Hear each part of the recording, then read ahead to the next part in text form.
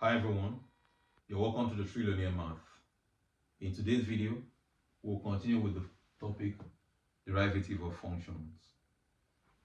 If you recall in the previous video where we introduced the topic derivative of function, we're able to use our first principle to find how to differentiate an n power function we're given, or an n power quadratic, or an n power polynomial, any given n power polynomial. In today's video, we will look at the different type of functions we would have, different type of functions, and also look at what technique to apply to find their derivatives, or what rule we can apply to find their derivatives. The first one is an implicit function. Here we can apply the first principle, or the composite rule. The second one is a product function. We can apply product rule or the first principle. The third one here is a quotient function.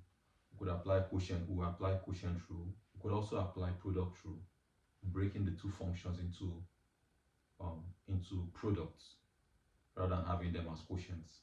Then find their derivatives. The fourth one is an implicit function. An implicit function, is a type of function that where y cannot be expressed actually in terms of x. Okay, you may have x and y being a product of the other. So when we see such kind of function, we call them implicit function. Those kind of functions are not separable. They're actually not separable in the sense that I can't express y in terms of x alone. So with that said, we apply implicit function, we apply implicit rule. The fifth one here is an exponential function. Yeah, we could apply. We could apply the first principle. The sixth one, logarithmic function, we can also apply the first principle. The seventh, trig function, we can also apply the first principle, depending on how this trig is structured. The eighth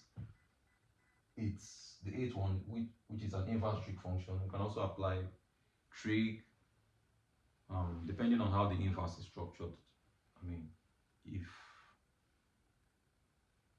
Depending on how the inverse trig function is structured, if it's a product inverse trig function, or if it's just a standalone, inverse trig function. But be that as it may, there are a lot of terms here, but the most important thing is knowing what steps and what to apply in whatever circumstance, whatever problem you come across. So with that said, let's move on. From the last class, you were able to see that we were able to find the definition of a derivatives to be the limit as change in s goes to 0, change in y over change in x. You can also call it, you can also say f, limit as change in s goes to 0, f into bracket x plus change in x minus f of x over change in x. Some textbooks or some textbooks have different notation for these things to define these things, to define the derivatives to be limit as h goes to 0, f into bracket x plus h minus f of x over h.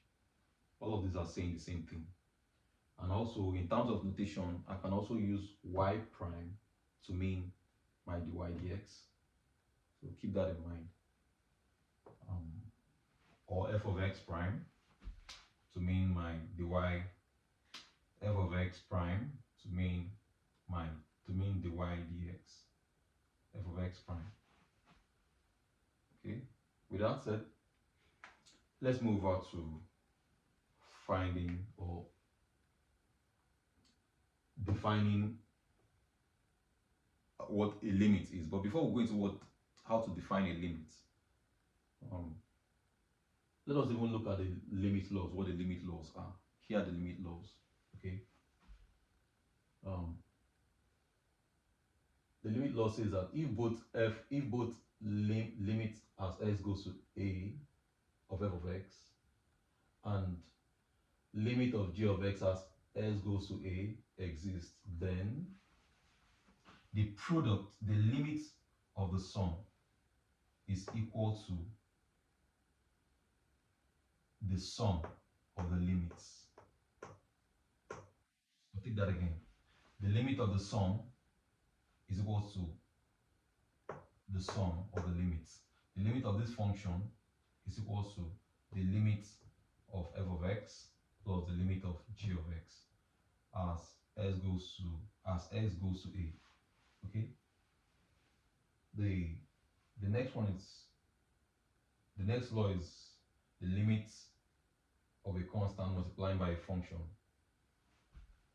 Now, since we don't have any function here in the C, we can actually factor it out and say the limit, C is limit of f of x as s goes to a,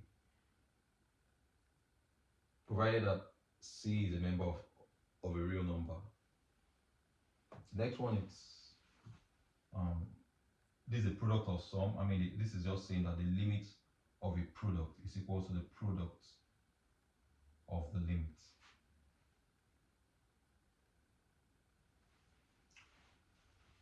The last one is the limit of a quotient. Okay, so the limit of f of x of g over g of x as s goes to a is equals to the limit of f of x as s goes to a over the limit of g of x as x goes to a.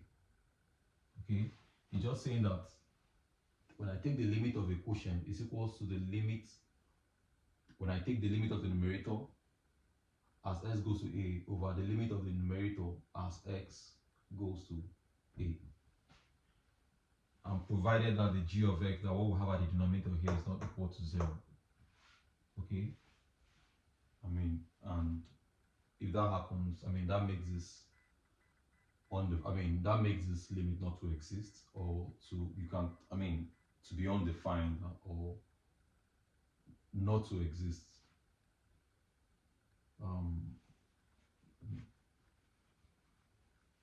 Now the last but not the least is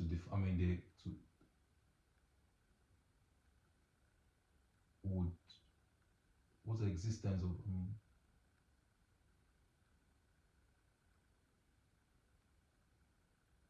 loose definition of existence of limit.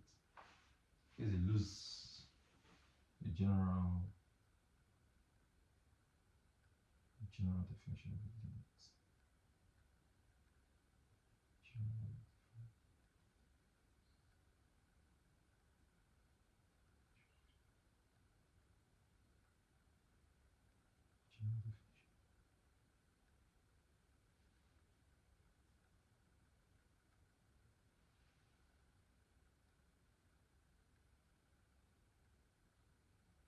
Definition of limits. Definition of existence of limits. We'll just say general definition.